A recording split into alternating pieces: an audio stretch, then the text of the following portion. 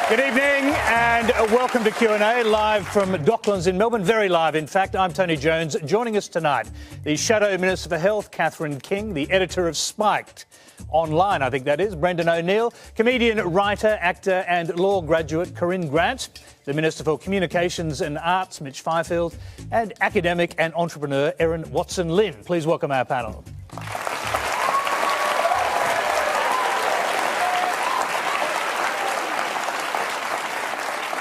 Thank you. Now, Q&A is live in the eastern states on ABC TV and in the centre and the west on News 24. You can also watch and listen live across Australia on iView and News Radio and around the world on Facebook.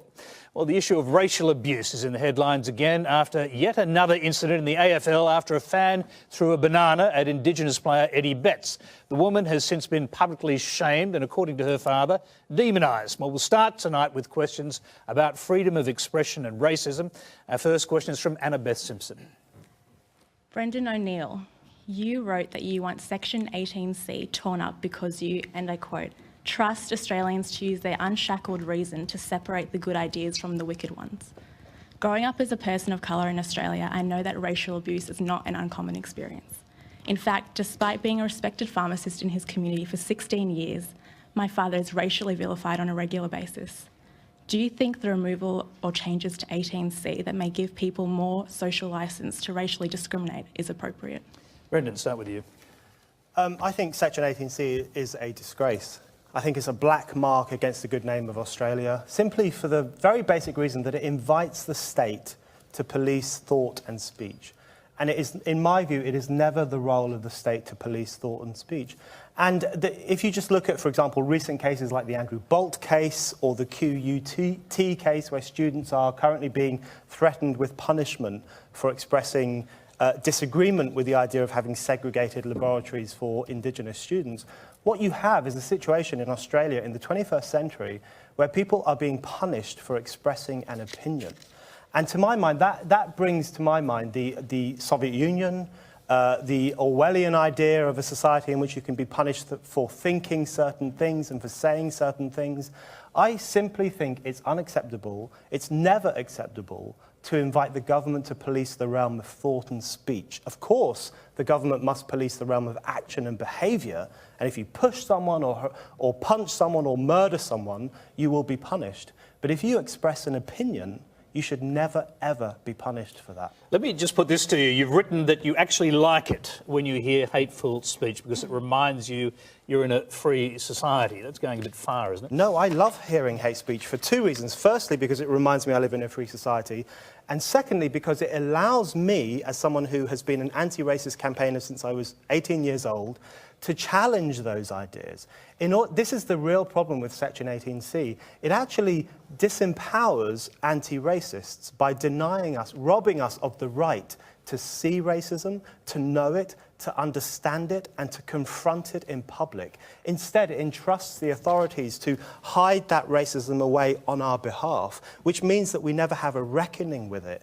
I'm opposed to anti-racist censorship precisely because I am anti-racist, and I want the opportunity to know where these people are, know what they think, and challenge them in the public realm. I'm just going to go back to our questioner, Annabeth. You look a little sceptical. What do you make of that argument, that he's anti-racist but free speech is too important to fool with? Well, firstly, I think that, since the new part of 18C, which talks about, offending people and insulting, intimidating people, came in around, I think it was 1995, and to, encourage social cohesion in this multicultural society that we live in and, free people from mental harm from being racially vilified.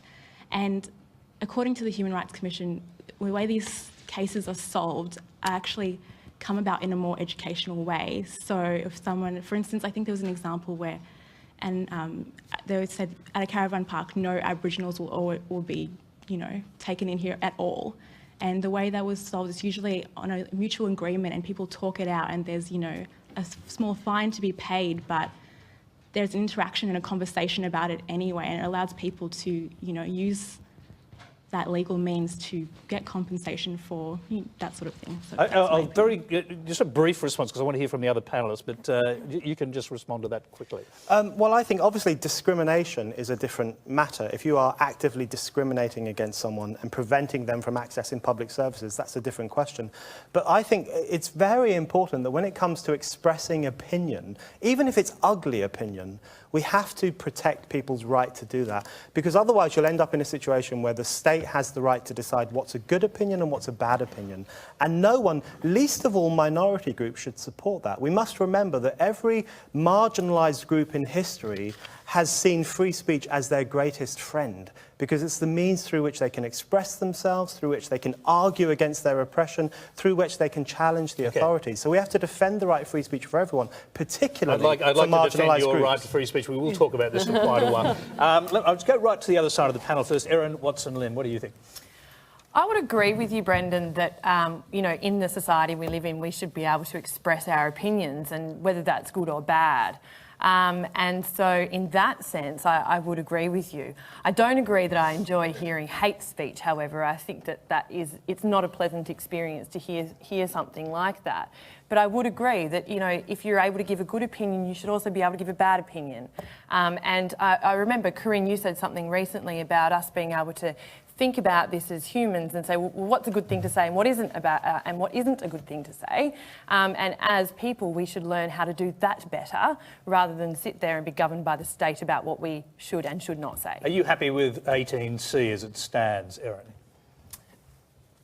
Look, what I would say is that as in the society we live in, we should have the freedom to be able to say things, whether it's good or bad.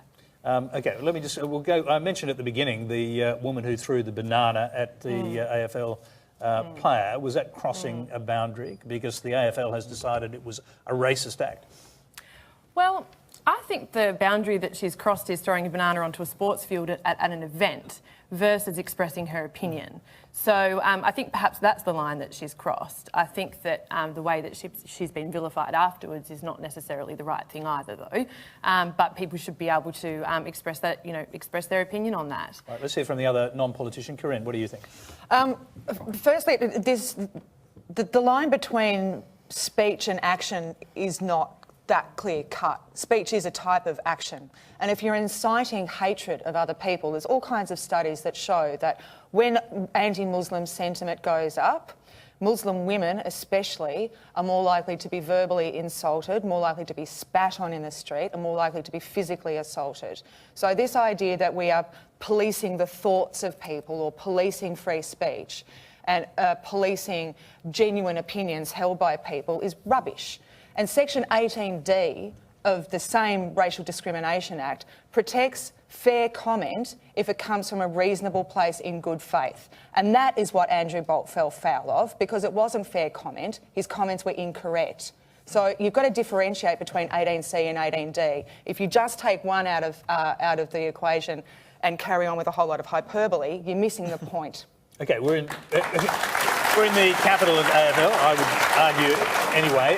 What about the case of the woman who threw the banana at Eddie Betts over the weekend? That's a well-known racist act. That's been happening in the UK for years. Bananas are thrown at black players all the time. There's also reports in the media, whether they're true or not, witnesses saying on the day that she said that he was a monkey. So I think we do have to look at it. I don't agree with vilifying her. I don't think that solves anything, and I think that's immature. But I am very pleased that Port Adelaide jumped on it straight away and they invited her to take part in their Indigenous awareness program, and she's going to do that. And she has actually said she made a terrible mistake. And I congratulate her for that, and I congratulate her for taking part in the Indigenous awareness program, and I hope that she learns a lot from it, and she learns to have an appreciation for the enormous contribution that Indigenous people have made to our society. Mitch Fifield, to go back to the original question, and it really is around whether 18C is necessary to protect people. Well, look, especially those who are vulnerable. Yeah, I don't think any law can change the way that people think, and no law can stop people from being dopes. Some laws change the way people act, otherwise we wouldn't have laws for murder, for example. Sure. I mean, the law can give people a degree of comfort, but I think the greatest defence that we have against racism is ensuring that we have a society that is tolerant. that we debate, that we debunk, that we argue fiercely against those ideas that are reprehensible. I think the culture that we have in our nation is our greatest defence. But I've got to say, as a member of the government, while I appreciate many of the worthy arguments that some of my colleagues put forward in relation to 18C, it's not something that we have an intention to change. We have many higher legislative priorities, and I say that particularly as the manager of government business in the Senate. There's a lot of stuff we've got to do. Catherine King, I just want to hear you on this briefly, because we've got a few questions on the same topic. Yeah, well, I mean, the reason this is being activated again is because the Liberal backbench is engaged in the right wing of the Liberal backbench is engaging in this in the public domain. So the reason this is out again is that Turnbull's not standing up to them. I don't think any of us can understand at all the hurt that people experience on a daily basis because of racism, unless we are in that position ourselves. 18C has served this country well since 1995. It's an important part of our multicultural and the social compact we all have with each other as a fair and equal society, and Labor supports it. We do not support its removal, and I think it should be incumbent on Malcolm Turnbull to make that very, very clear to his backbench. All right, let's have another look at this law in action. The next question comes from Bradley Harvey. This week, our Prime Minister and Treasurer have essentially said that they're too busy to address concerns about the 18C law and the financial costs and reputational damage being incurred by 3 university students in Queensland. If free speech has become such a low priority for the Liberal Party, is it time for libertarian and conservative-minded voters to find a new party to represent their views? Now, Ms Fifield, I'll go back to you because you more or less repeated the formulation. You're too busy to deal with this issue. Well, look, it's not a matter of being too busy. As a government, you have to prioritise. And what we're doing is we're prioritising the introduction of legislation, which you may well support, I don't know, to bring back the Australian Building and Construction Commission. We want to introduce registered organisations bill, which will see the same requirements of union office holders that we expect of company directors. We want to introduce legislation that will protect the volunteers of the CFA. We have our budget repair legislation, which I hope Catherine will agree to support, $6.5 billion worth of savings that Labor said they were committed to in the election. Governing is about priorities. Mr Abbott in 2014 said that reform of 18C was something that was off the table. That remains our position. We've got a full agenda ahead and we're going to pursue it. What do you make of the university case in Queensland of the student Alec Wood, who reportedly is being sued for $250,000 over an 18C racial hatred case? Well, I don't know the specific of that case, but Catherine mentioned some of my backbench colleagues who are raising the issue of 18C. In the Coalition, we don't operate a Stalinist operation. Our backbench colleagues are entitled to have their view, they're entitled to put those forward, they're entitled to have those heard. It's appropriate that we debate in a democracy, and one of the things that informs debate is the real-life experience and the worked examples of legislation. So 18C, we will see how that plays out in terms of those cases that are brought against people. We will see how that works out, and obviously those things will feed into the debate about that legislation. All right, I'll bring in